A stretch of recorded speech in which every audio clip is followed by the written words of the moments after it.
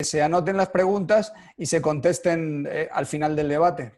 Yo opino lo mismo para que sea más ordenado, que el moderador sea el que instruya las preguntas si es que hay alguna. Sí, muy bien, no se preocupen. Entonces yo las gestiono. A partir de este punto, pues ya estamos completamente en vivo. Pues les queremos agradecer a todos, tanto a los ponentes que están el día de hoy con nosotros, como a, pues ahora sí que a los asistentes a este debate que va a estar también por ahí interesante. Y pues me permito presentar a cada uno de los integrantes. Principalmente tenemos al ingeniero Elkin Valenzuela. Él es analista forense digital, encargado de la División de Informática Forense en el Departamento de Investigaciones de Crímenes y Delitos de Alta Tecnología, DITAC, de la Policía Nacional de República Dominicana. Él nos va a estar acompañando. También nos va a estar acompañando el maestro José Beltrán. Él es ingeniero en sistemas computacionales por la Universidad Autónoma de Tamaulipas. Ha fungido como presidente del Comité de Tecnologías de la Información en Index Reynosa. Es director de la empresa 27000 y ha participado en diversas conferencias, universidades y empresas con la finalidad de concienciar sobre la importancia de la seguridad informática tanto en la vida diaria como en la vida empresarial. Además, cuenta con un expertise universitario en hacking ético por la Universidad Tecnológica Nacional de Buenos Aires y una maestría en seguridad informática por la Universidad Internacional de La Rioja. Cuenta con varios diplomados referente a la seguridad informática y protección de datos. También tenemos al maestro Rubén Orellana. Él es consultor de empresas de nueva generación y seguridad de los sistemas de información. Es especialista en derechos digitales y reputación online. En la actualidad trabaja con empresas con distintos sectores como principal participación en empresas de desarrollo tecnológico y con alto volumen de datos personales. Su formación es Ciencias Políticas y Derecho y una maestría de auditoría en la universidad, o ambas, en la Universidad de Granada en España. Y ha realizado un curso de análisis y de gestión de riesgos y también funge temas de seguridad, tecnologías de información y comunicaciones por el Centro Criptológico Nacional de España. También tenemos a Jesús Nazareno Torrencilla Rodríguez. En este caso, él desde 2018 a la actualidad es Chief Data Officer en IPC Services. También fue el primer CISO de Axtel, que fue desde de febrero de 2014 hasta abril del 2016. Es graduado con excelencia como director de seguridad de la empresa DSE por la Universidad Pontificia de Comillas en Madrid. Realizó cursos de Ingeniería Técnica en Telecomunicaciones en la EUIT de Madrid. Ha estudiado electrónica digital y microprocesadores orientados a robótica en diferentes centros, estudios privados en España. En los 90 trabajó como experto en telecomunicaciones en la firma HSC Soluciones Informáticas de Madrid. Desde 1994 hasta finales de 2014 se desempeñó en Cemex, los primeros 8 años en la Dirección de Informática de España y los últimos 11 residiendo en México. Trabajó en el corporativo Cemex Central como consultor de seguridad de la información y responsable de seguridad de la información de plataformas e infraestructuras.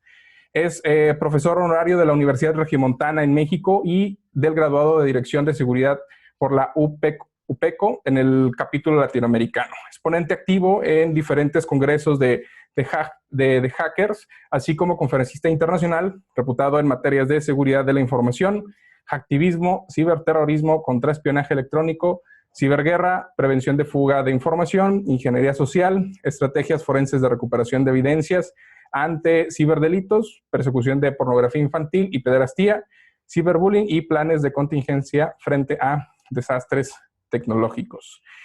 También tenemos al perito Luis Aldo Crisanto Molina. Acá está.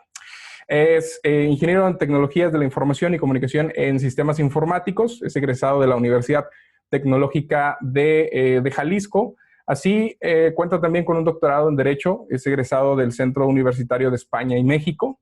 Cuenta con diversos diplomados en seguridad informática y fenómenos de crimen digital por la Universidad Hartman de México y Reconstrucción Forense especializada de Argentina. También desempeña algunas labores como perito tercero del Tribunal Federal de Justicia Administrativa en salas regionales de Occidente, bajo oficio en materias de grafoscopía y documentoscopía con especialidad en criminalística, así como en materia de ingeniería con especialidad en informática. Entonces, todos tienen un currículum bastante impresionante, así mencionarlo. Y les reiteramos, muchísimas gracias a todos por su tiempo, más porque algunos, pues inclusive nos encontramos ya de noche. De forma muy específica, hace un tiempo ya realizamos por ahí una publicación que hacía mención a algo similar y que al final de cuentas fue como que el inicio de este debate.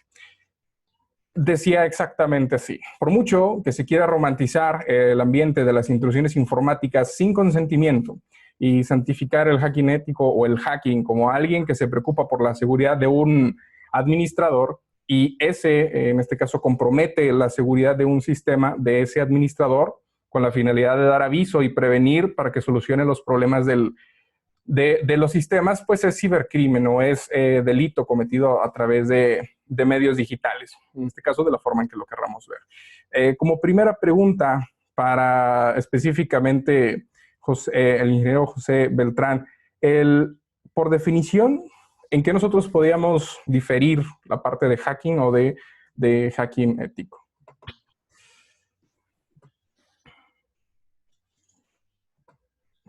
¿Ingeniero Beltrán? ¿Ahí me escuchan? Ok. Podemos comenzar con la definición de hacking, a diferencia del hacking ético. No existe el hacking ético si no hay un contrato o un convenio bien definido de por medio. El hacking se puede definir como la acción mediante la cual, por diversas técnicas, se violenta la seguridad de un sistema o sistemas informáticos, ya sea redes, celulares, equipos de cómputo, etc. Y el hacking ético viene siendo lo mismo, pero con previa autorización cuando exista un contrato bien definido. Yo pienso que eso sería la definición de hacking ético y hacking. Muchas gracias. ¿Alguien que guste de utilizar su tiempo réplica de esa definición o base a lo que iniciamos? Sí, por ejemplo, yo considero que la definición que has hecho es correcta y es como, por ejemplo, el secreto paciente-doctor. Tú vas por la calle, eres doctor, ves a una persona que tiene problemas faciales de algún tipo de infección y tú no estás autorizado a invadir su intimidad de una forma u otra, a menos de que él vaya a tu consultorio a consultar sobre su padecimiento. Entonces, aquí viene la disyuntiva. Si tú sabes que una persona tiene un problema de salud, ¿lo dejas pasar o le avisas, oye, he visto que tienes en tu rostro una serie de problemas? ¿Dónde empieza la ética? ¿Dónde empieza el querer ayudar a alguien? ¿Y dónde empieza la intrusión o la invasión de su privacidad? Son temas que legalmente están bastante, con una frontera bastante fina, bastante delgada, y que en algunos casos yo he conocido situaciones donde una compañía, gente con buena intención, les ha mandado un informe diciendo, oigan, ustedes adolecen de este tipo de situaciones, tienen estas brechas de seguridad, y la empresa se ha ofendido en vez de agradecerlo. Entonces, digamos que muchas veces nosotros nos movemos entre el filo estrecho de lo ético y de lo legal. Entonces, ahí hay que, como dijo antes el primer ponente, definir el marco de referencia y las actuaciones con el cliente, o también tener una metodología de acercamiento a las compañías para que resuelvan sus situaciones. Es mi punto de vista. Muchas gracias. ¿Alguien más desea hacer uso de tiempo réplica? O Aldo, por favor. Aunado a ello, bueno, si bien es cierto, tenemos la línea delgada entre el hacking y el hacking ético, hay veces que, como dice el experto anterior, es tan visible la falla en el sistema que no es necesario pues, adentrarse o pues penetrar tanto el sistema o llámese como se llame, para poder visualizar tanto este sentido, ¿sí? Así que las recomendaciones, pues, si las hace uno con escrito y antepone dónde fue donde lo encontró y como es tan visible, ¿sí? Porque encontramos luego páginas en HTML que son tan visibles en sus errores que nada más con abrir el código fuente podemos observar ese tipo de fallas. Ahora, referente a la diferencia de hacking y hacking ético, si bien es cierto, yo estoy de acuerdo con esa definición. Recuerden que pues, estamos en un mundo de conceptualizaciones y ya están haciendo esa división entre que el hacker es la persona ética para poder resolver las vulnerabilidades y el cracker es aquella persona que efectivamente lo hace sin ningún permiso, ¿sí? Creo que ahí sí sería más que nada homologar en este sentido las conceptualizaciones y nos ayudaría más a definir que un cracker es aquel delincuente y un hacker es aquel que lleva a cabo una prevención a la vulnerabilidad. Muchas gracias. ¿Alguien más desea realizar tiempo réplica? Todo bien. Muy bien. Pasando a una siguiente pregunta y relacionado también a este tema. Inclusive si nos puede ayudar el señor Rubén Orellana a realizar la respuesta de la misma. Por ejemplo, el tema del hacking ético, vemos que por mismo puede llegar inclusive a tomarse de forma correcta, pero prácticamente lo que, como que de forma resumida, depende también por parte del administrador y qué tan visible sea el fallo. Pero ¿en qué momento puede dejar de ser legal el hecho de realizar inclusive ese propio reporte de esa falla, por así mencionarlo? Sí, bueno, desde mi punto de vista, con respecto a la pregunta que me realiza, mira, pienso que dentro de la parte de intrusismo profesional que se podría aplicar dentro del momento en que el profesional se mete a resolver problemas y cuestiones de una empresa, las vulnerabilidades sobre todo, pienso que como decía al principio, ¿no? La base está en un buen contrato que establezca las pautas, tanto la finalidad del trabajo a realizar por parte del profesional, como también la relación y vínculo que exista, ¿no?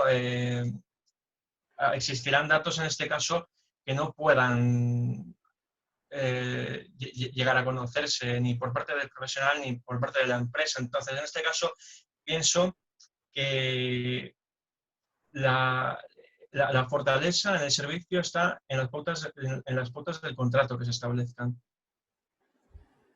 No sé si me he explicado, me he hecho un poco de lío.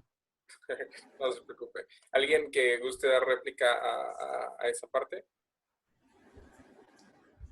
Yo quisiera opinar. Pues sí, como menciona Rubén, hay que hacer justo lo que dice el contrato, el convenio. Si nos pasamos de buena gente, por así decirlo, si tratamos de ayudar en cierta parte, alguna zona que no viene definida en el contrato, ya estamos cometiendo un delito, al menos aquí en México. En México esto conlleva varios delitos que son de cárcel y multas, y como mencionaba Rubén, hay que hacer justamente lo que nos dice el contrato. Muchas gracias. Mira, yo quisiera añadir un detalle. Por mi experiencia, cuando tú vas con un cliente, si tú haces un no disclosure agreement en el cual la información entre las dos partes queda salvaguardada dentro de los marcos legales, la Ley Federal de Protección de Datos Personales en posesión de particulares, la GDPR europea, y añades dentro del contrato de servicio que cualquier hallazgo de menor a mayor índole o alcance será contemplado dentro de los márgenes del propio trabajo, ya te curas en salud en la parte legal. Obviamente hay una expresión que dices llegarle hasta la cocina. Es decir, conoces una página web y le dices, bueno, nosotros desde la página web, sin tener cuenta de usuario ni password, vamos a intentar llegar hasta donde podamos. Y en el contrato tú tienes que hacerle partícipe al cliente que él, digamos, autoriza ese tipo de pruebas, tanto en caja negra, caja blanca y caja gris, y además los alcances no le va a poner límites. Cuando alguien intenta poner un límite dentro de un trabajo de auditoría es por varias razones y no siempre son agradables. Por ejemplo, cuando la gente de fiscal o de control interno te pide un trabajo de auditoría, normalmente lo que quieren estar viendo es si la gente de IT tiene asuntos turbios. Entonces, hay que ser muy claros y específicos. ¿Quién te encarga el trabajo? ¿Qué área de responsabilidad tiene? ¿Y para qué van a querer el resultado? Entonces, son temas que hay que hablarlos, ponerlos encima de la mesa y ver dónde estamos parados. Porque no es lo mismo que un CIO te encargue un trabajo de pentesting a que un CFO te encargue un trabajo de pentesting a espaldas del CIO, que eso se da mucho. ¿Por qué? Porque hay gente que sabe que está haciendo fraude interno con la información estratégica de la compañía. Entonces, aquí empezamos a movernos ya en arenas movedizas y es hay que tener muy claro nuestro alcance en el trabajo profesional que nos están solicitando. No sé si alguno de los compañeros quiere añadir más al respecto. Sí, por Como mi dice, parte, quería decir que en este aspecto entran tres factores importantes, ¿no? Es la independencia del profesional, la accesibilidad que se le da también y sobre todo la confidencialidad por parte del profesional en cuanto a su trabajo, ¿no? Son las tres partes importantes. Que se le da también y...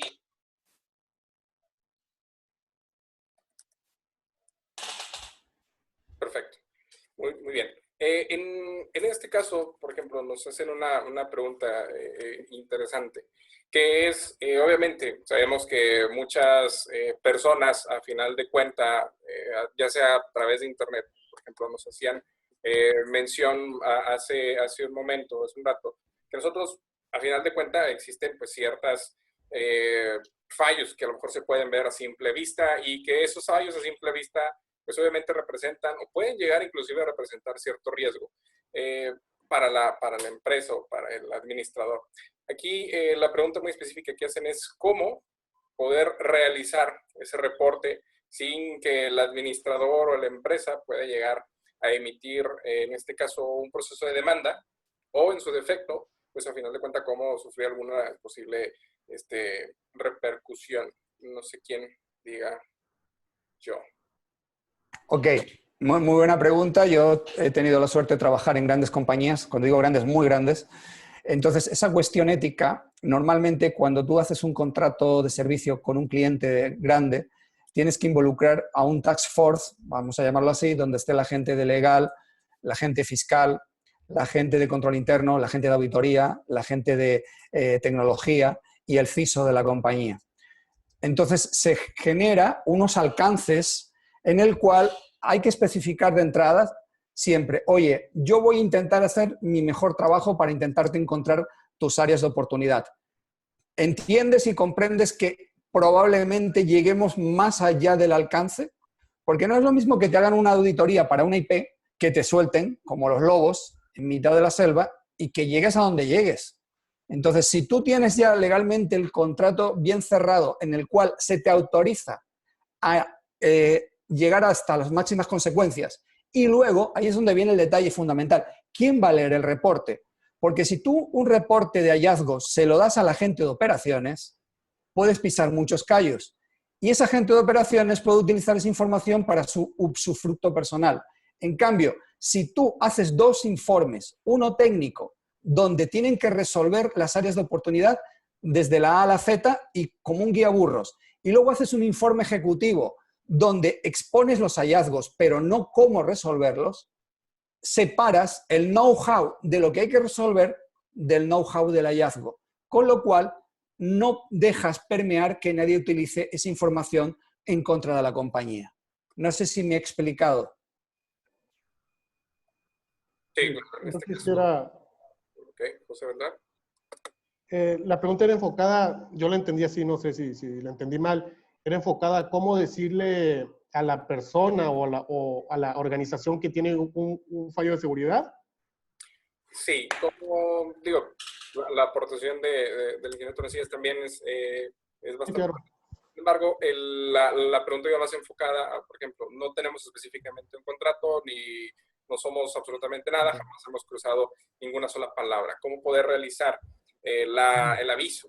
Precisamente esa administración, esa persona, esa administradora final de cuentas. Ok. Bueno, en lo personal, así comencé yo. tuve muchas, como me comentó José en un principio, tuve mucha falta de criterio de parte de las organizaciones. En vez de tomarlo como alguna cosa buena, lo tomaban como alguna cosa mala. Yo pienso que ahí depende de tu persona o de tu negocio, cómo hagas que la organización entienda esa parte, que pueden ser vulnerados a través de su página web o cierto sistema. Ahí realmente es muy difícil, pero ya depende de cada uno o de tu organización cómo lo maneje. Si es por una llamada, si es por un correo, o dependiendo ya de tu creatividad.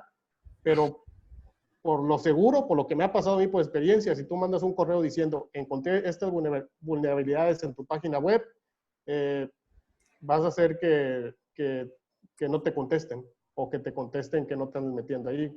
Cosas así por el estilo me han pasado cuando anteriormente hacía eso en un inicio, porque en lo personal pienso que así comienzan mucho, yéndose por la parte de hacking para poder encontrar trabajo, pero pienso que esa es la parte que no debe ser así, debe ser de otra manera más profesional. Sí, mira, yo quiero complementar tu respuesta para ayudar a otras personas que tienen la misma coyuntura.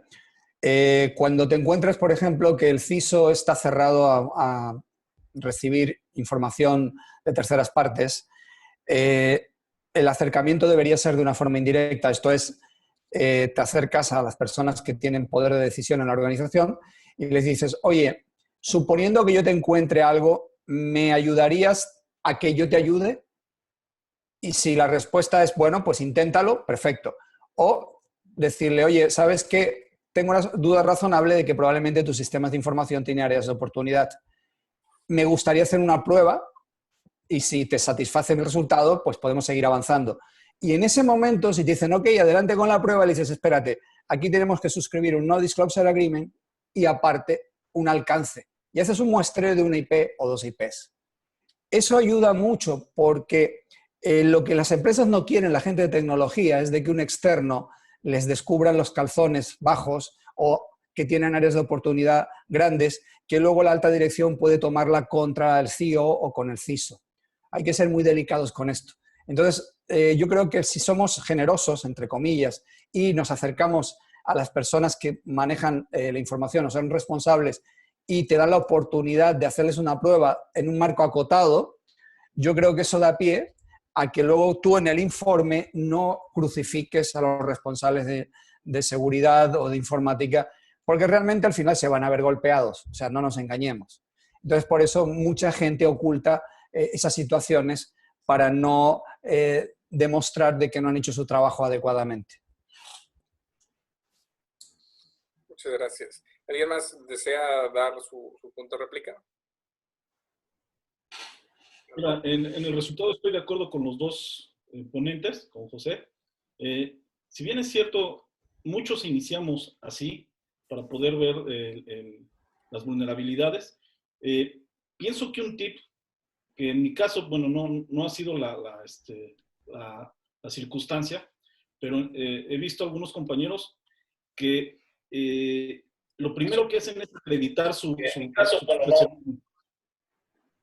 profesionalismo para poder decir que ellos tienen la capacidad de ver esas vulnerabilidades, ¿sí? Y posteriormente se acercan a la persona de TICS para poder establecerlo. Y si bien es cierto, comparto también la opinión de que el ego es muy difícil de poderlo pues llevar a cabo, ¿no?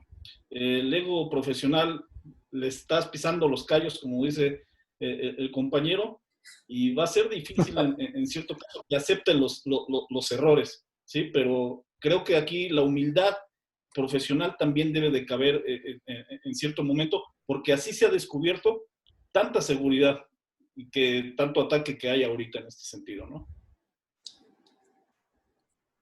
Muy bien, muchas gracias. Y, por ejemplo, ¿cuál podría ser el procedimiento, ¿cómo se llama? Aprovechando parte del mismo.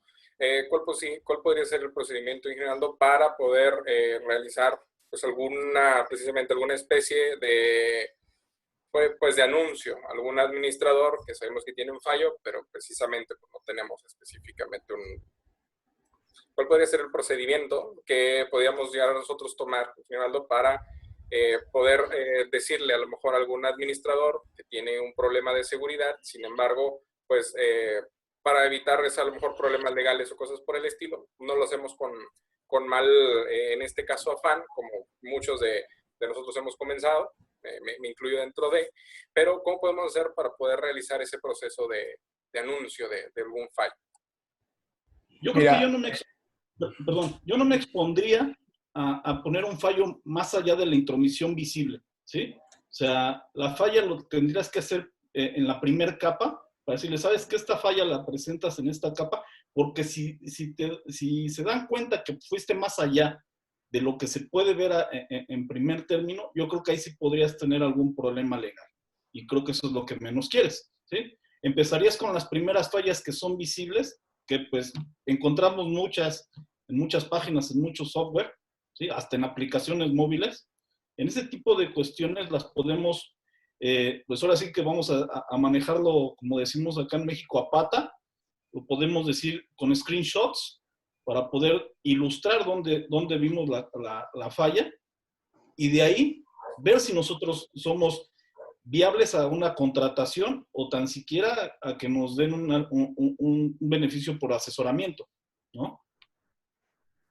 Mira, yo quiero complementar lo que dices y estoy de acuerdo contigo. El problema que tenemos ahora, y hay que reconocerlo, es que muchos CISOs son o se creen tocados por los dioses, su nivel de egolatría es muy alto, la vanidad es muy grande, creen que por estar ahí como CISOs lo saben todo, entonces ellos no te van a comprar la idea en la mayoría de los casos.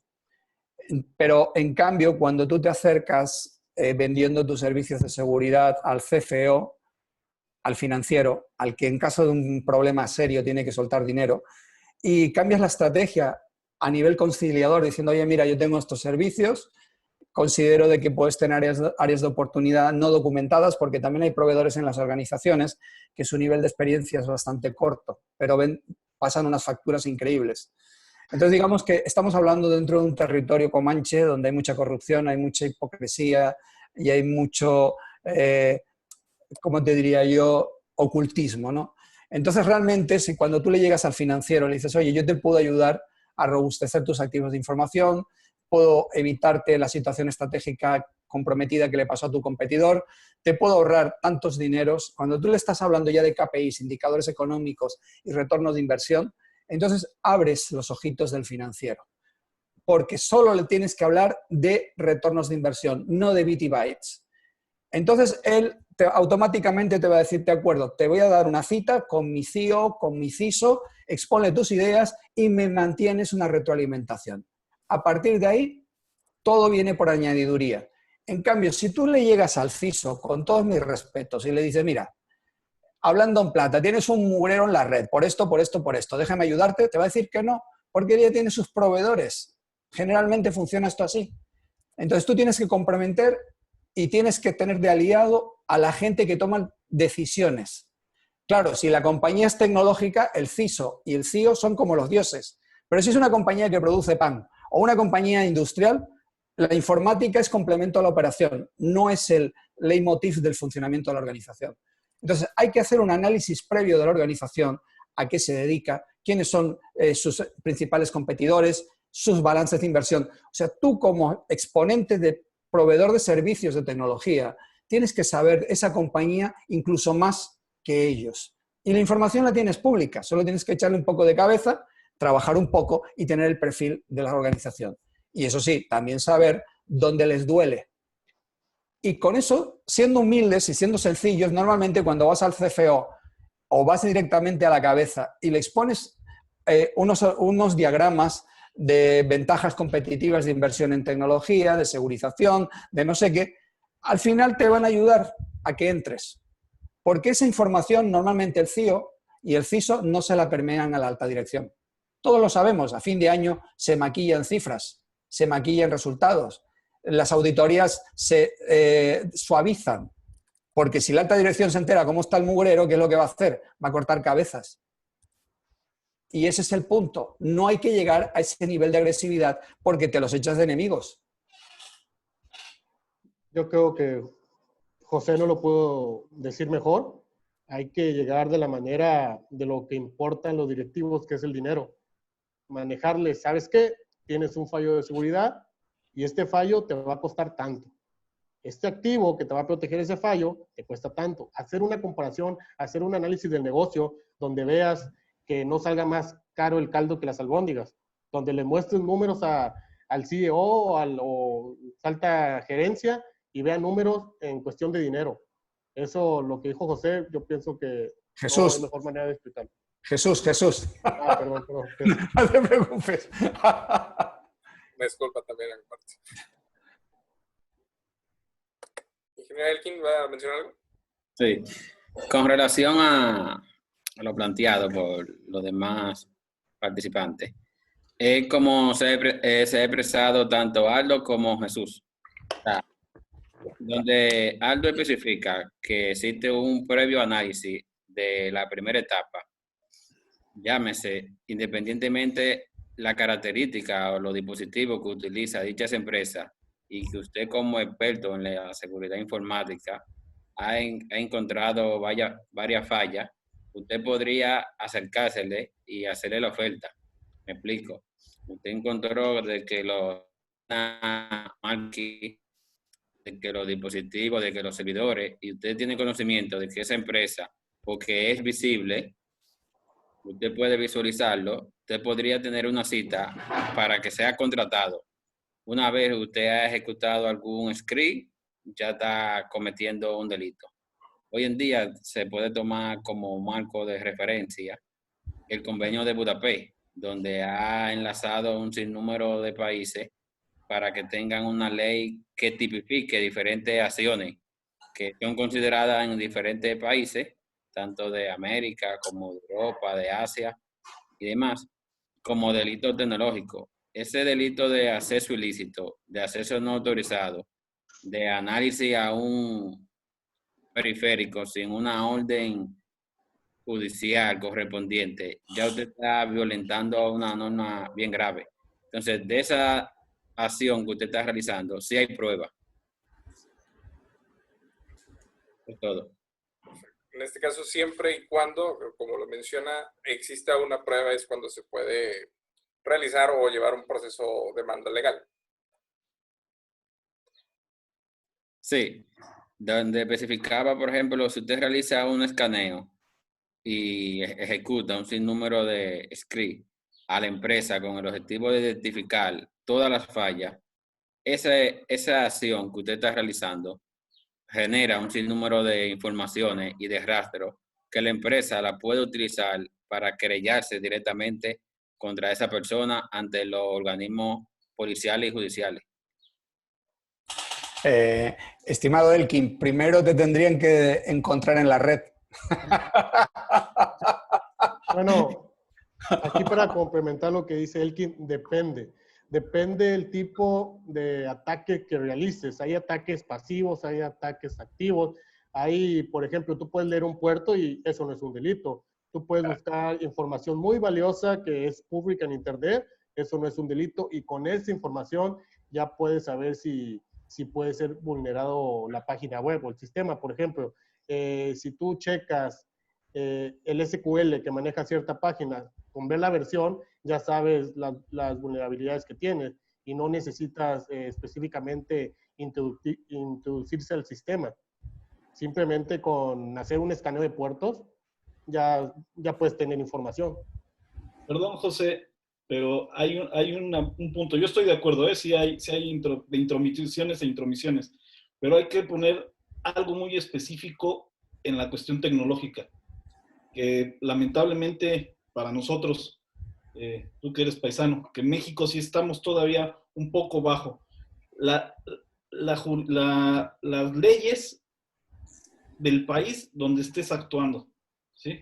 En México sí estamos un poco precarios en lo que es la ley. Yo acabo de ahorita de leer un poco sobre el derecho informático en Colombia, y créanlo, en Colombia para mí es uno de los países, creo que con más surgimiento en materia informática en leyes, que maneja hasta el hurto de tiempo de los servidores, ¿sí? Si tú estás trabajando como empleado de la empresa y estás utilizando un servidor a lo mejor hasta para guardar un elemento Word, ¿sí? Y lo guardaste en la empresa y no compete a la empresa, tú ya estás cometiendo un delito ahí. No sé si en algunas otras latitudes lo contemplen. En México no está eso, ¿sí? Por eso también de lo de las intromisiones hay que ver, depende de dónde le hiciste y a quién se le hiciste, para ver cómo la puedes pues cuadrar, más que nada. Sí, tienes toda la razón. En Colombia, Argentina, Perú tiene un nivel legislativo dedicado a la informática mucho mayor que en México. Aquí en México sí, solo existe el artículo del Código Penal Federal 211 y de ahí lo que resulte. Sí. De ahí no existe nada más. En Colombia, como tú mencionas, sí está muy avanzado. En España, en Europa, pues no se diga, ¿verdad? En efecto. ¿Alguien más desea realizar alguna aportación? Vamos a la siguiente pregunta. Bueno, considero que esta va un poquito más enfocado, bueno, no va más enfocado, ya está ahora sí posicionándonos en un tema de un posible incidente. Nos realizan, en este caso como pregunta, ¿cómo se puede llegar a proceder? Y también por lo que habían mencionado ahí de que primero falta que nos puedan llegar a encontrar. Tomando en cuenta la parte del Tratado de Budapest que hace como que una especie de recomendaciones a los países para que ellos puedan realizar a partir de ahí ciertas legislaciones, ¿cómo en este caso, de igual forma, falta que el país tome las recomendaciones y las aplique, en este caso, a su ley? ¿Cómo en este caso, uno, se puede realizar un proceso de denuncia considerando que el incidente fue causado por un ente extranjero a final de cuentas? Mira, yo ahí quisiera comentarte, aprovechando la ventaja competitiva del desfase legislativo mexicano. En primer lugar, dime cuál es el porcentaje de compañías en Latinoamérica que tienen sistemas de detección de que te están partiendo la madre en remoto o te están intentando vulnerar. Entonces, realmente es muy bajo, salvo compañías multinacionales o transnacionales donde los sistemas de información son complejos. Realmente puedes estar navegando como Pedro por tu casa en las páginas web o en las plataformas de las compañías y nadie te va a decir nada porque ni lo saben. Porque ellos, en general, la mayoría, utilizan la seguridad por parcheo, no por prevención. Entonces, los que nos dedicamos a esto sabemos esta situación, que es paradójica, donde limitan su securización a tener el último parche de Microsoft o de no sé qué sistema operativo activo y poco más. Entonces, yo en lo personal no me preocuparía tanto por las repercusiones legales, algo que vayas a tocar a alguien que sí tenga una compañía de detección de intrusos. Cosa que al día de hoy siento decirles que ni las grandes lo suelen tener. Salvo que, claro, vayas a tocarle los pies al Pentágono, a la Casa Blanca, a los Marines o alguna institución de ese calibre. Pero hoy en día, por desgracia, los recursos de detección se basan más bien en la censura en las redes sociales para que la gente no toque las narices a los gobiernos de turno. Y las empresas están poco más igual. Es lo triste, ¿no? Entonces, yo, volviendo al punto inicial, yo sería o abogaría por ir directamente a los que manejan los dineros en las compañías, a ponerles ejemplos y a, digamos, ofrecerles unos servicios que ayuden a robustecer y a crecer la compañía, independientemente de si ya tienen otras compañías que le ayudan a robustecer sus plataformas. Es aquello del que tiene cáncer y va a 2 doctores o a 3 a pedir nueva información. Entonces, nosotros, si tenemos una información estratégica que presentar, además de las vulnerabilidades que ya sabemos, que conocemos, pero que no podemos decir abiertamente para no pisar callos o no ofender a gente que se supone que está ahí haciendo su trabajo, nos puede ayudar. O sea, es mi estrategia como vendedor, porque realmente lo que intentamos es vender nuestros servicios sin que nos acusen de hackers de mala fe. Si alguien más desea realizar su aportación. Pues lo que dice Jesús, nuevamente, Jesús, en parte tiene razón, pero yo pienso que esto va a ir avanzando, como en muchos países. Claro, claro. Va a ir avanzando y nosotros tenemos que estar preparados. La gente en México, por lo general, no tiene cultura informática, no sabe, no denuncia ni cuando le roban en la calle, menos cuando te roban información de tu equipo de cómputo. Pero esto va a ir avanzando y aquí en México hay personas muy buenas en cuestión de forenses informáticos que se utilizan más que nada en otros delitos graves, por ejemplo, narcotráfico, prostitución infantil, etcétera, etcétera, donde sí es necesario un forense informático. O la sociedad en general sí lo veo complicado, pero esto tiene que ir avanzando.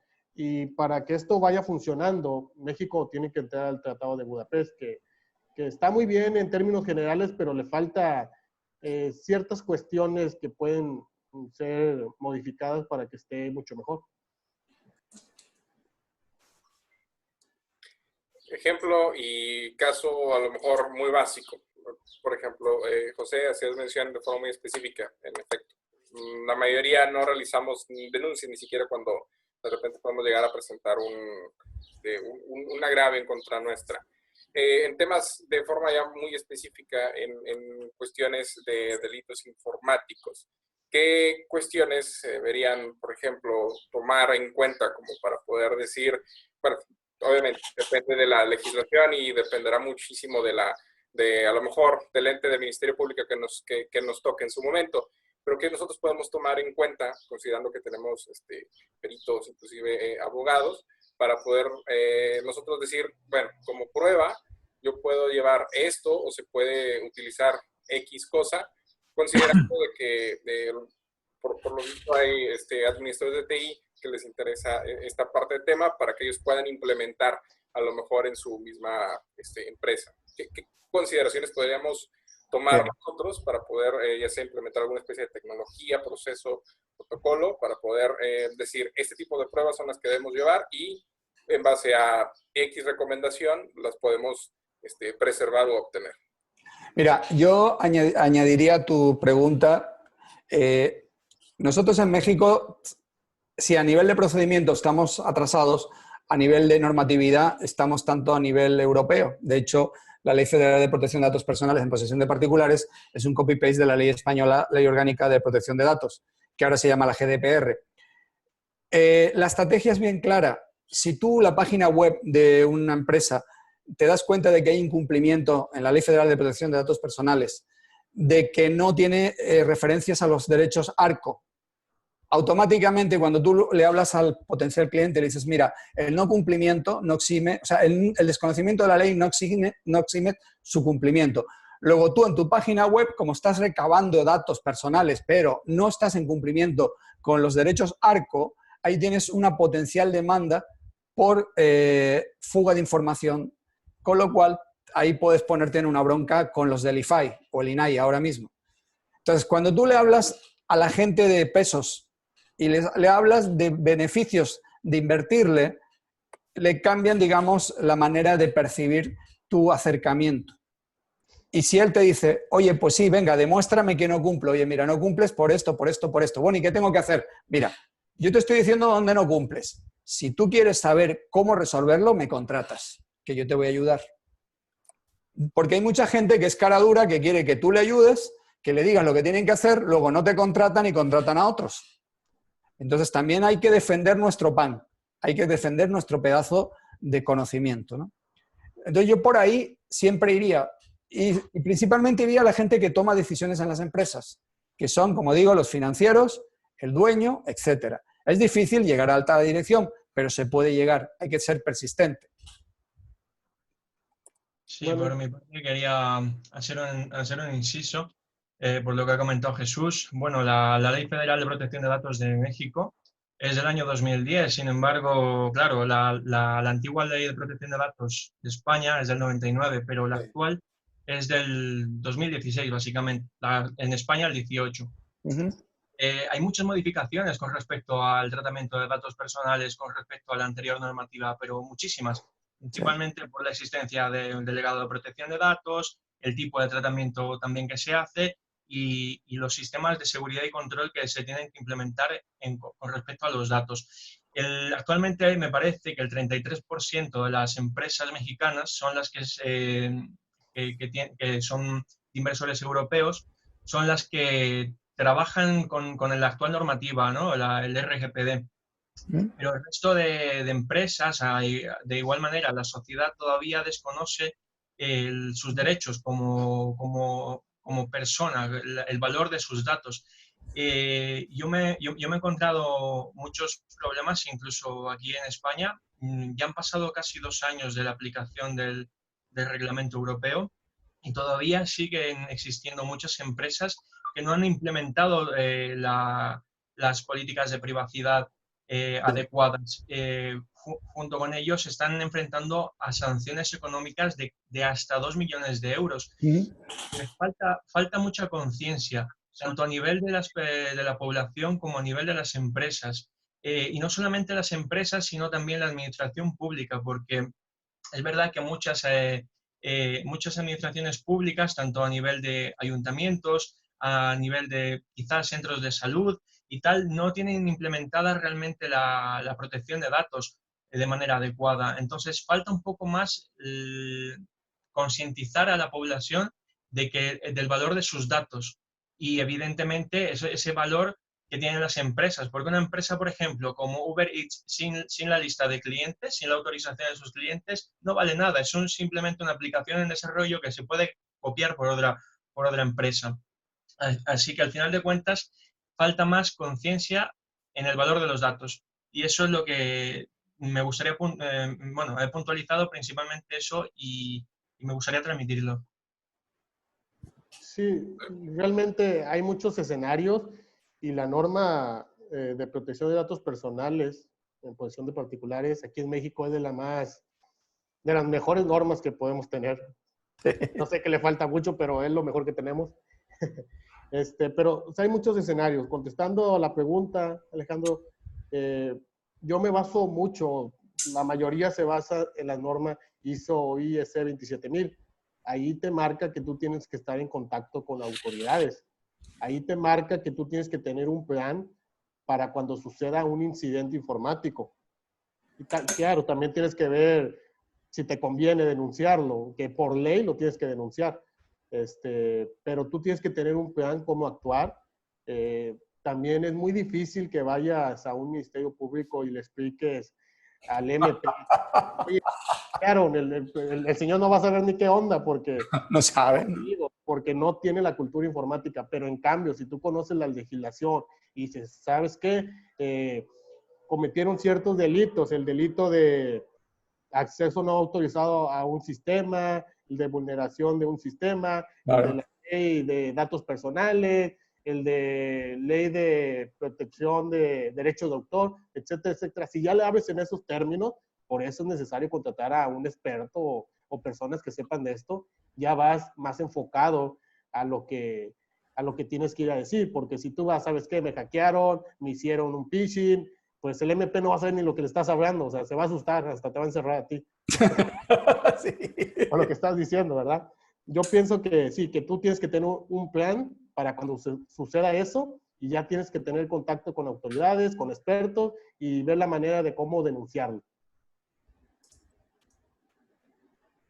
Un punto importante también sería, dando contestación a esta pregunta, es que muchos de los asuntos tienen que ser por querella, forzosamente. Sí. Forzosamente. ¿Sí? A menos de que el afectado sea un ente gubernamental, ya sea estatal o federal, pero sí tiene que ser por querella. Y ahí es cuando hay problemas, porque si no entienden las circunstancias, los CEOs o la persona encargada de esto, los administradores, de la falla o del daño que les han hecho, pues no van a poder hacerlo. Y no se atreven luego a contratar consultores para poder auxiliarlos en esa querella. Ahora, otro de los puntos, como decía Rubén, es la sensibilidad de los datos. Hablemos de los datos, que todos en algún momento somos muy descuidados en ello, ¿sí? Hay aplicaciones, hay programas que sin los datos no serían nada. Y vámonos al monstruo, Facebook. Claro. Facebook no es nada sin datos. ¿Quién lo ha estado alimentando? Nosotros mismos. Quítenle los datos y no se vuelve nada. Ahora, otro de los puntos que también es el monstruo de la privacidad de los datos son las instituciones bancarias, que por ellos empezaron los problemas con los datos, ¿sí?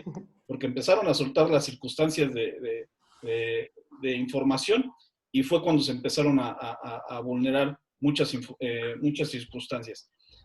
Vemos que los bancos algunas veces se ponen renuentes a dar información y más en cuestiones legales. Siguen sin abrir la caja de Pandora. Y ese es un punto que realmente es importante para nosotros como expertos, ¿no? Sí, de hecho, complementando lo que estás diciendo del tema de fraude financiero y bancario, lo triste es que tenemos a Banxico, que está haciendo esfuerzos, pero yo la verdad veo que siguen disparando, haciendo llamaradas de petate, porque cada 2 por 3 están saliendo en la prensa especializada. Entonces, yo me acuerdo de una de mis conferencias, yo indicaba que más del 80% de los escándalos que se publican y se hacen públicos los hace tu competidor, no los haces tú. Entonces, yo considero que ya va siendo hora que el gobierno de México ponga en orden las instituciones bancarias y financieras, al igual que Facebook. En Facebook hacen una violación y esta contratan a empresas censoras de información para que no publiques aquello que sea contrario a sus intereses. Oye, o sea, es como la censura perfecta, es como el mundo feliz de Aldous Huxley. O sea, no me fastidies. O sea, estamos depositando nuestra información personal a entes, porque realmente es entes. De hecho, yo les quería preguntar una cosa. ¿Ustedes saben dónde está la dirección de Facebook en sus países? ¿Por qué se ocultan tanto? Deberían ser transparentes, porque lo que te exige la normatividad es que tú publiques tu ubicación física, un teléfono de contacto, una persona de contacto, y eso Facebook no lo hace. Pero sí te contratan un montón de gente, de auditores, censores, para que tú sigas publicando cosas bonitas acorde a la mentalidad global. O sea, yo creo que también, si nos vamos a poner todos serios, habría que ponerle los grilletes a estas compañías de redes sociales, igual que a la banca, para que se alineen respetando y automáticamente no publicando ni divulgando la información de sus usuarios. Claro, ellos te dicen que cuando tú accedes a una red social o a un banco, tú haces una declaración de contenido en el cual tú respaldas sus condiciones. Pero vamos a ver, ¿quién se ha leído un contrato en letra pequeña de una red social? Casi nadie. Casi nadie. Con lo cual ellos están utilizando la alevosía y la nocturnidad para captarte y te están espiando y vendiendo las bases de información. O sea, yo creo que muchas de estas bases de datos de estos grandes monstruos de redes sociales, si fuera a nivel legal, tendrían que cerrar en países fuera de la orbe de Estados Unidos. Pero bueno, esa sería otra discusión. Volviendo aquí a lo más local, cómo nosotros como auditores podemos llegar y alcanzar a las compañías, es yendo hacia la gente que tiene poder de decisión y con la ley en la mano. Oye, no cumples los acuerdos de los derechos ARCO, no cumples con la Ley Federal de Protección de Datos Personales y esto tienes estas sanciones. Entonces, cuando tú le dices que un no cumplimiento del INAI son 500.000 pesos por utilizar una licencia apócrifa, porque anda que no hay empresas de renombre con licencias apócrifas, que sería otro capítulo de discusión, y por ahí nos las están clavando a diestra y a siniestra. Entonces, yo creo que el acercamiento a las compañías tiene que ser con gente a un nivel ejecutivo alto, donde automáticamente después de la reunión te inviten a otra reunión con la gente de operación informática para que te den chance a entrar y ayudar. Pero si te ven como auditor malo que les vas a espiar y monopolizar el trabajo que hacen o el que no hacen, te van a rechazar porque se sienten amenazados. Ese es un gran problema. Ese es un gran problema que tenemos que ir viendo cada día con diferentes clientes. ¿O a poco ustedes a la primera visita os van a recibir? Bueno, fuera. Pues claro. Y luego hay que entender otra cosa. La gente es muy renuente a que tú les veas los calzones, pero muy renuente. Estamos hablando ahora, por ejemplo, de Industria 4.0 y el 95% de las compañías no tienen contemplado ninguna inversión en tecnologías de información para protección de los sistemas de operación, como las tecnologías PLCs y SCADAs, que ese sería otro problemón también. Entonces, la ley te exige una serie de lineamientos, pero también los empresarios tienen que garantizar de que van a producir y que van a dar cumplimiento con sus clientes en plazo y forma. Aunque bueno, ahora con esto del coronavirus sería otra historia, ¿no? Porque está todo prácticamente en el aire. Pero hay que conocer muy bien todos los intríngulis de la ley y también saber cómo ayudar a la gente. Esa es mi experiencia, ¿no? Como auditor independiente. Lo que pasa es, como decía Rubén, la gente no sabe cuántos valen sus datos. Claro, claro.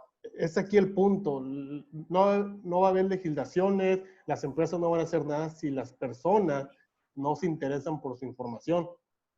Desde ahí partimos. O sea, no podemos hacer nada más si la gente no conoce la ley, no conoce sus derechos arcos, sus datos personales, sus datos sensibles. Desde ahí partimos. No vamos a llegar a nada si la gente no tiene interés, porque una cosa es que lo conozca, otra cosa que tenga interés. Es puntos diferentes. Sí, sí, estoy de acuerdo contigo y además también hay que tener otro punto en la palestra. ¿Cuál es nuestro foco de negocio? ¿La pyme, la media empresa o la gran compañía? O sea, si vas a hablar con grandes compañías, o le llevas algo muy espectacular o no te van a pelar, porque ellos tienen su gente. Buena o mala, pero tienen su gente y se sienten seguros con esa gente, salvo cuando salen en un periodicazo de que este banco grandísimo, enorme y maravilloso ha salido madreado y le han robado no sé cuántos millones de tarjetas de crédito. No quiero decir nada más. Sí, tienes razón. Yo pienso que el target para profesionales de este nivel está principalmente en las empresas grandes, ¿no? Porque el enfoque que se puede hacer es para aumentar el prestigio, un poco la reputación de la empresa a nivel de seguridad, de que tú le estás ofreciendo, de que vas a blindar sus sistemas de seguridad y que al final de cuentas esa empresa puede terminar vendiendo como una fortaleza, ¿no? Decir, pues soy el banco que tiene la mayor seguridad de México, por tal, impenetrable, por ejemplo. Y porque al final de cuentas una pyme creo que es un poco más complicado que invierta en seguridad, aunque deberían. Sí, de hecho, aquí mis colegas que son de México y que trabajan por este lado del Atlántico coincidirán conmigo de que cuántas veces no hemos escuchado que este o aquel banco es inmune y son los más chingones del mundo mundial y luego salen en el primera plana de un periódico tecnológico que les han vulnerado. El problema en este aspecto es, hay que conocer muy bien la legislación, el negocio, pero también, como yo he dicho, hay que entender de que esto no solamente te pasa a ti o a ti o a ti, nos pasa a todos. Y el que hoy vaya alardeando de que es inmune, automáticamente abre la ventana del reto a aquellos que le gustan lo ilegal. Porque tanto alardeas, así te voy a partir la madre, como decimos aquí en México.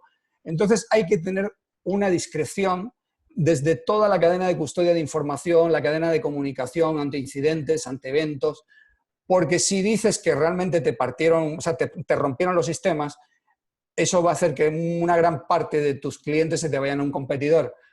Y si tú dices que todo te va bien y apareces en un periodicazo, en una primera plana de un periódico, automáticamente demuestras que estás mintiendo. Entonces hay que tener la sutileza del acercamiento con evidencias de competidores a ese lugar que tú quieras intentar vender negocio. Si no lo haces así, vas a tener una resistencia muy fuerte, porque las grandes compañías tienen a gente enorme. Mira, yo he visto muchas veces a Chema Alonso, ustedes lo conocen, es una persona muy querida, muy conocida. Hace 2 años, en el mes de mayo, cuando explotó todo el tema del WannaCry, le tenías que ver la cara. Él tiene cientos de personas a su cargo. Entonces tú debes tener la humildad de decir, si a una compañía como Telefónica le parten la cabeza, o sea, los dejan así, al resto, ¿cómo nos pueden dejar?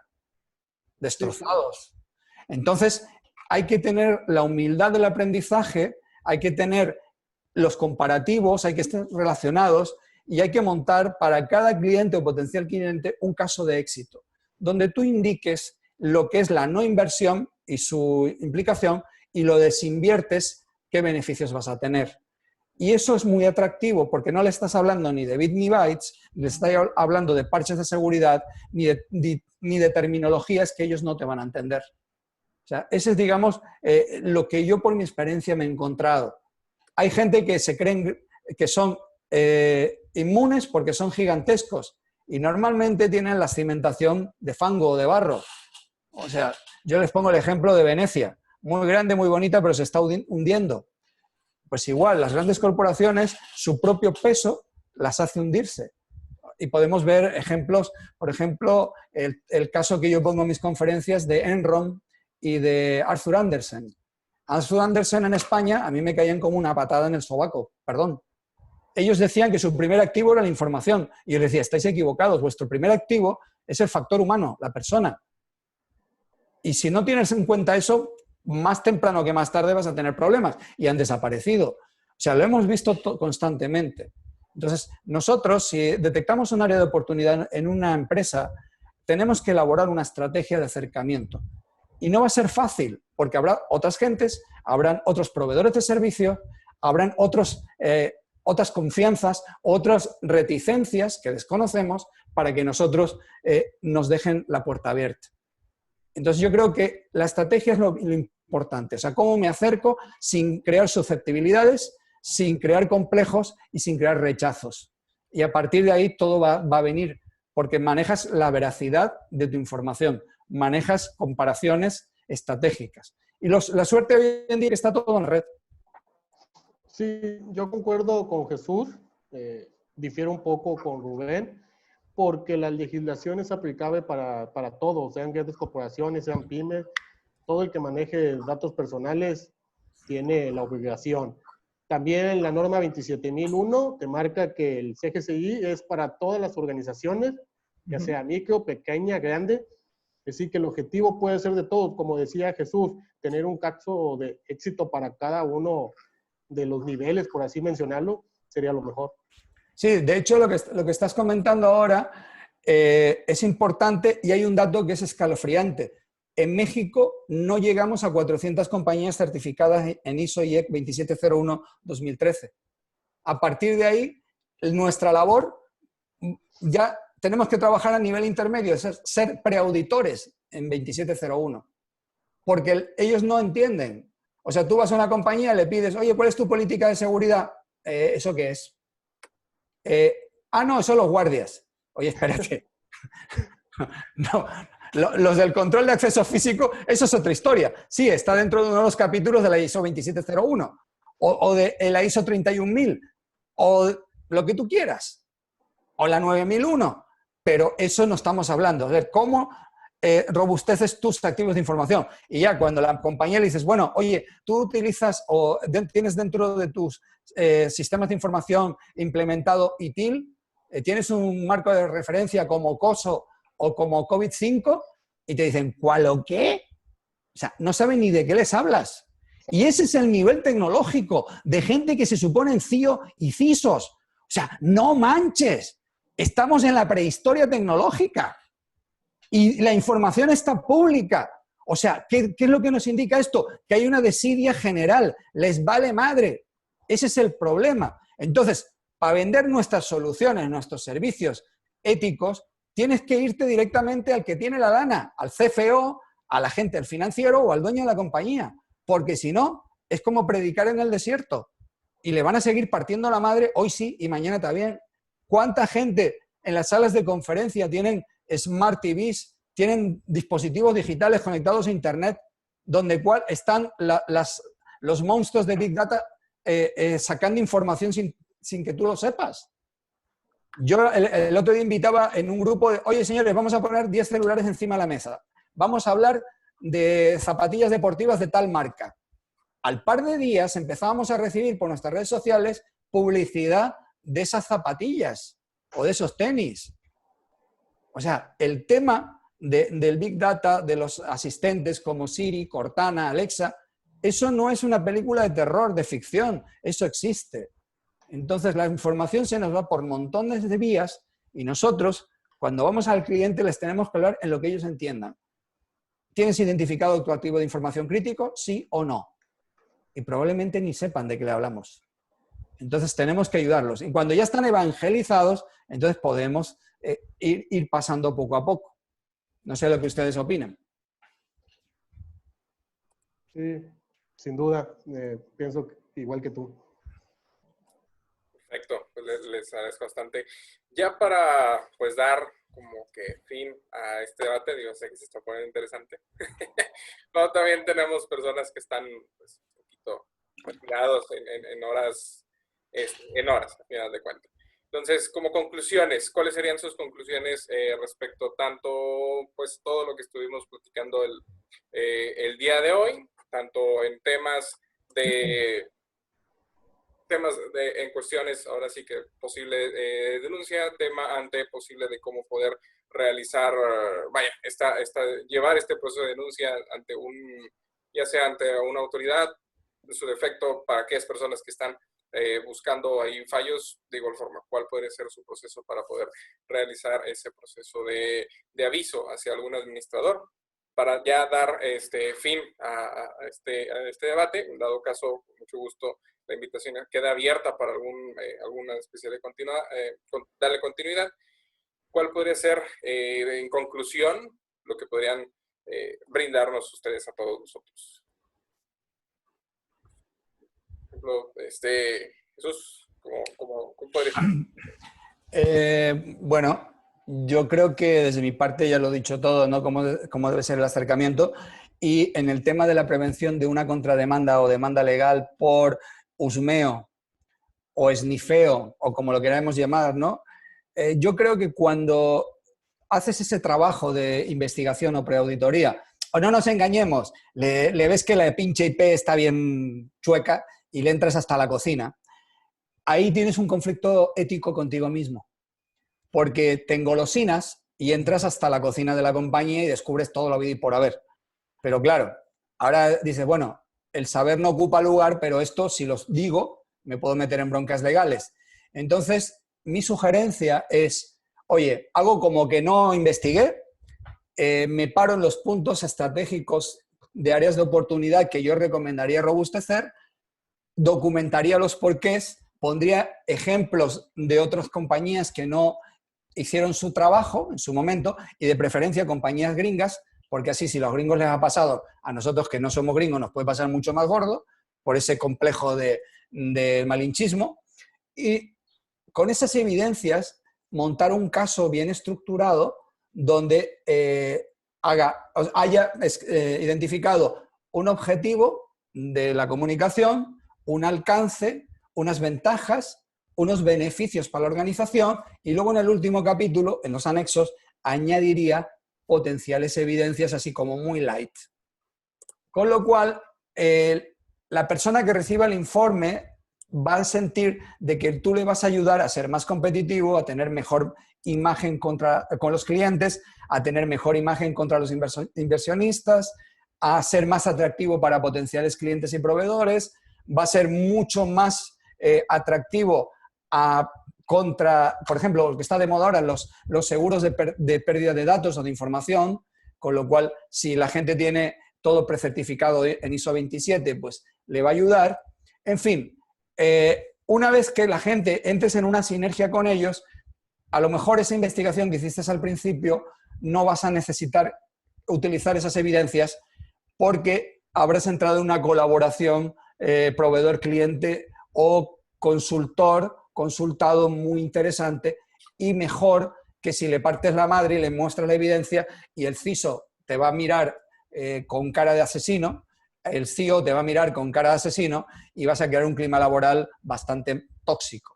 O sea, yo creo que hay que ser muy político, hay que tener mucho tacto y no engolosinarnos con los resultados.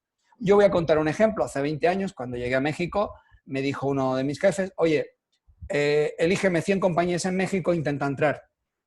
Entré en 98. Esa información ahí morirá. Hay veces que el probar un escaneo o un escáner o una utilidad de estas de hacking nos hace cometer errores de principiante, nos hace meternos donde no debíamos meternos. Y ver las vergüenzas a otras compañías es doloroso, Por eso hay que seleccionar muy bien nuestro target o nuestro blanco con capacidad de ayuda, con capacidad de generar una relación ganar-ganar. Porque hay veces que encontramos empresas que son un mugrero. Y curiosamente esas empresas que son un mugrero son las que más dinero gastan en publicidad para lavar sus vergüenzas. Entonces, bueno, yo sería mi punto de vista, en resumen, ser negociador, manejar las evidencias con discreción y contacto y ir directamente a la gente que tiene poder de decisión en la organización y un mensaje claro, unificador entre la tecnología, el CEO, el CTO, el CISO, el CFO, etcétera, para que no haya roces entre ellos. Porque lo normal, el dueño de una compañía, cuando es una compañía grande, es mentarles la madre a los de abajo por no haber hecho su trabajo. Pero ¿cómo le mentas la madre a alguien que no ha hecho su trabajo cuando ellos te han pedido cursos de formación, especializaciones y demás, y tú se los has negado sistemáticamente? Con el principio de, para eso te contraté, porque tú eres un sabio. Sí, pero en esta tecnología cada 6 meses hay que estar reciclándose, ¿o no, mis estimados? Sí, claro. Muchas gracias. Maestro José Beltrán, de igual forma, ya sea base, recomendación, conclusión, para pues ya dar este foro de debate. Bueno, pues ya todo lo dijo Jesús, está muy completo lo que mencionó. Yo complementaría con la entrega de valor. Por ejemplo, en 27,000 tenemos en nuestra página oficial, posteamos cosas referentes a la seguridad de la información. Empezar con eso, posteriormente ir a tocar puertas de una manera amigable, una manera Jesús, llevar contigo ejemplos, llevar contigo normativas, llevar contigo legislaciones donde venga, donde estipule las acciones que tienes que hacer tú como organización y que no la estás cumpliendo. Eso sería buena manera. El entrar y hacer un hackeo por hacerlo es perder el tiempo y meterte en problemas que no tienen la necesidad. No te están pagando por eso, pienso que no hay que hacerlo. Ya cuando tengas un contrato firmado, estipulado, definido, entonces sí, dale con todo. Muchas gracias por la recomendación también. Ingeniero Elkin, por favor, si nos puede proporcionar algunas palabras ya para finalizar. Recomendación o conclusión al final de cuentas. Sí. Dentro de las recomendaciones, primordial, independientemente en el país donde se encuentren, no tengan una ley que tipifique la diferente conducta de delito informático. Pueden tomar los países cercanos o países de otra región para tomarlo como marco de referencia. Con relación a practicar el concepto del hacking ético para poder entrar en la empresa, así como especificó Aldo en sus inicios, independientemente tenga un contrato, parte del profesional tiene que identificar que aunque usted lo contrataron para hacer un escaneo, a donde usted va a realizar ese escaneo, si no es de la empresa, es su equipo, si la edificación no es de la empresa, también usted está violando un sinnúmero de normas. O sea, la informática, en la parte ética, va muy apegada a la ley, a lo que es la acción o conducta antijurídica, de que no esté violentando no solamente una ley informática, sino cualquier ley vigente en dicho país o un tratado internacional que pertenezca a ese país, que no ha pasado en muchas ocasiones, que el país no tiene una ley vigente, pero el país pertenece a un tratado y de ese tratado se violan un sinnúmero de normas. Como recomendación, aunque la línea es bien delgada entre el hacker denominado cracker, el que hace daño, y el hacker ético, con un profesional en la materia, es apegarse siempre a los principios legales.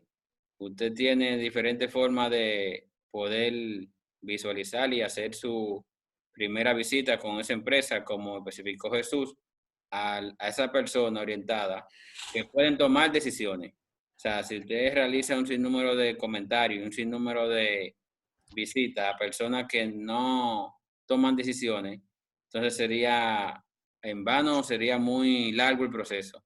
Usted hace su cita, tomando como marco referencia la primera vista o la primera fase, que es la identificación, y usted visualizando de los componentes que ellos tienen o que ellos trabajan, puede identificar un sinnúmero de posibles ataques en un futuro.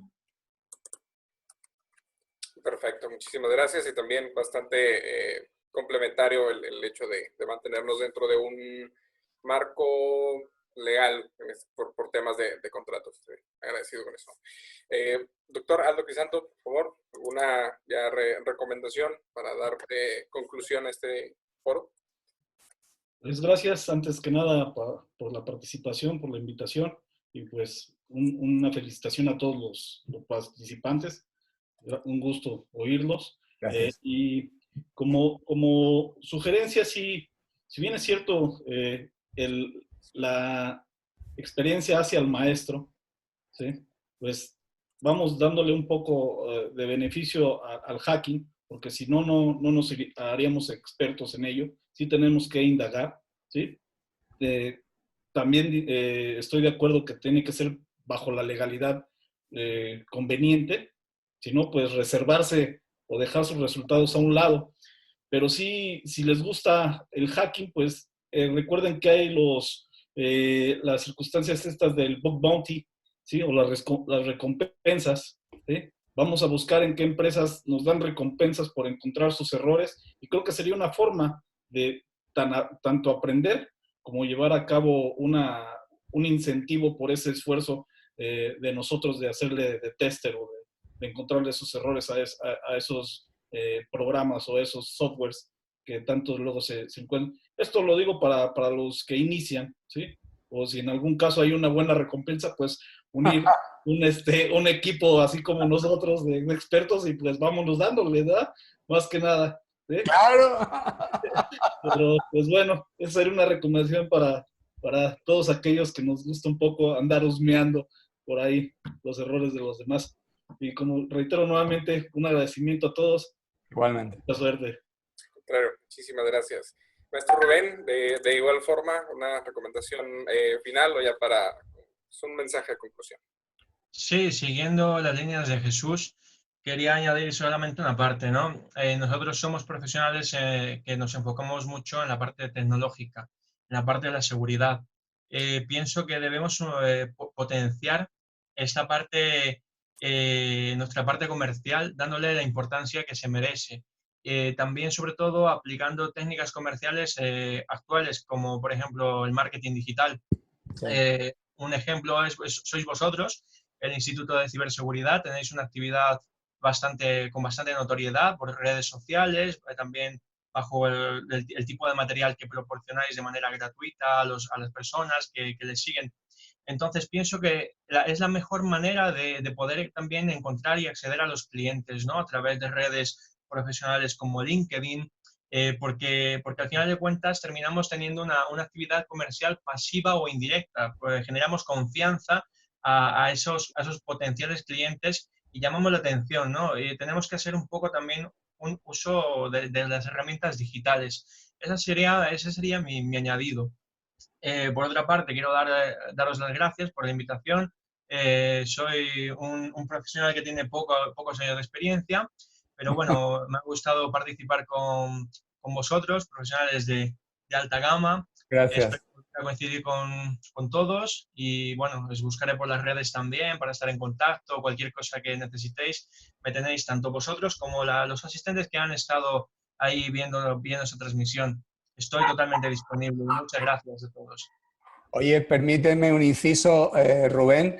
Yo hice una conferencia hace 10 años que se llama ¿Cómo vender a la alta dirección la seguridad? Puedes encontrar la mitad de la conferencia en YouTube. Busca Fortinet, Jesús Torrecillas, y creo que te va a dar muchos consejos muy válidos y gratis para cómo acercarte a los 3 niveles de la alta dirección, al que tienes el dueño, al que está a nivel intermedio y al que va a ser tu gerente, que va a ser tu par dentro de la organización una vez que estás dentro. Porque mira, lo que yo me he dado cuenta es que nosotros tenemos currículos interesantes, completos, muy tecnológicamente, pero todos tenemos un punto de quiebre común y digo todos porque yo me incluyo, no sabemos vender la seguridad a la alta dirección.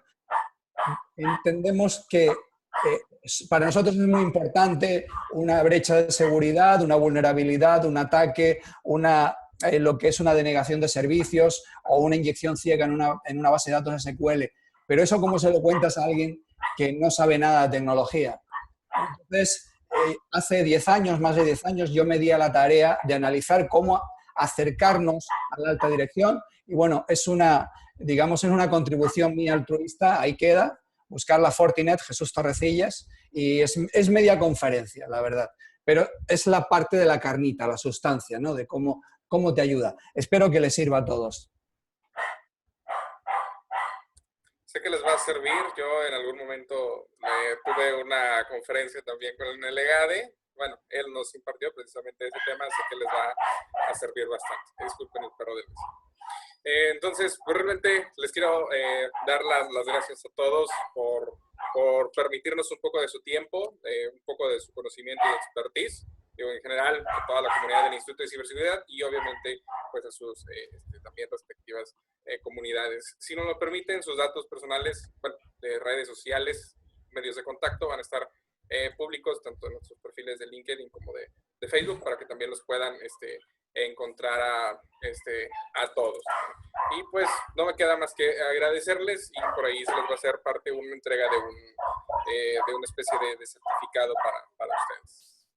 Gracias, de verdad ha sido un placer colaborar con vosotros en este evento.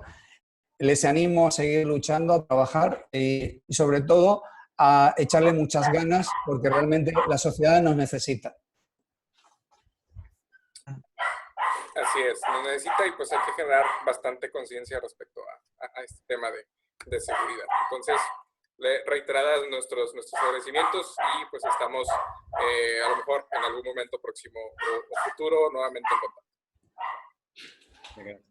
Ok, muchas gracias. Muchas gracias a todos. Hasta pronto. Vale.